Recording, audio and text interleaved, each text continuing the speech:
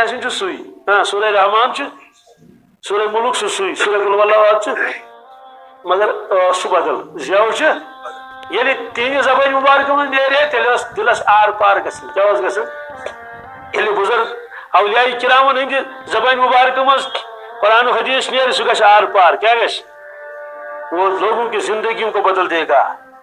ہزاروں شرابی شراب سے توبہ کریں گے ایک ہی مجلس میں. کس میں؟ اور حضرت شیخ عبد القادر جیلانی رحمۃ اللہ کے بارے میں لکھا ہے ہر جمعہ کو آپ واز پڑھتے تھے، ہر جمعہ کو. اس کے علاوہ بھی تو جمعہ میں کیا ہوتا تھا، لوگ پہلے سے تابوت لے کر آتے تھے. کیا؟ ارے بھائی مرا تو کوئی نہیں، مرا تو آپ تابوت لے کر کیوں آئے؟ فرماتے تھے کہ روزانہ بیان سننے کے بعد کوئی نہ کوئی آدمی مر جاتا ہے.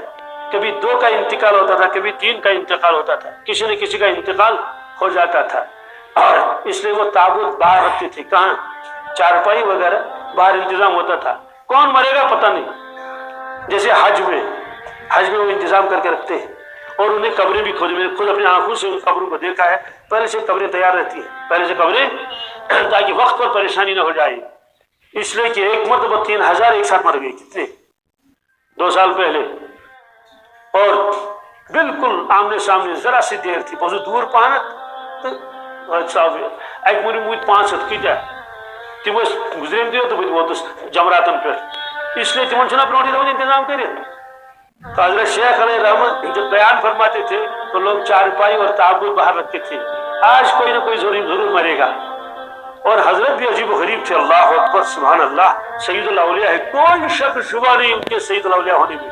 حضرت جب بیان فرماتے تھے فرماتے یہ کال ہے. کیا ہے کال؟ میں نے جو کچھ زبان سے کہا جائے گا.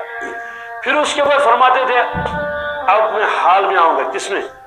بس اس وقت جو لوگ اسی وقت مرتے تھے، کال سن کر نہیں مرتے تھے.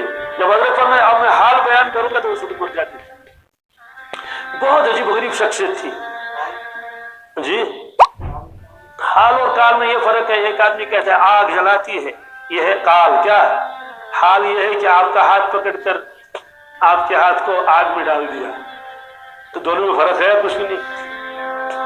ابھی تو کال تھا. کیا تھا؟ آگ جلاتی ہے. کیا؟ آگ جلاتی ہے تو کال ہے نا. ایک تو ہے کہ ہاتھ پکڑ کر اس کو کس میں آگ میں ڈال دیا. تو دونوں میں فرق ہو رہا ہے نہیں. یہ ہے.